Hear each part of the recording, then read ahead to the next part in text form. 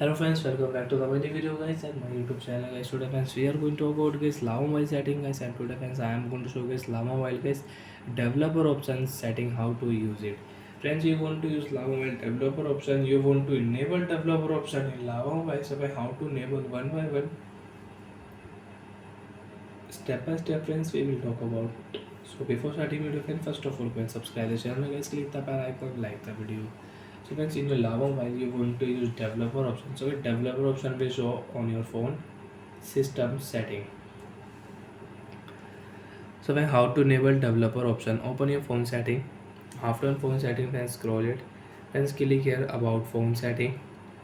After about phone setting, then click here build number setting. Is tap here 1 2 3 4 5 6 7 tab.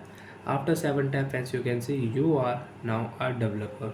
Come back and friends, open your Lava mobile phone system setting. After system setting, friends, you can check developer option will show here.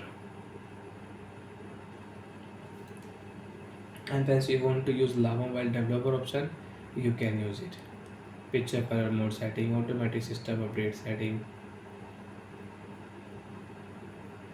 So like that friends, you can use your Lava mobile developer option, you can enable and you can use. Friends, there are many settings in developer option.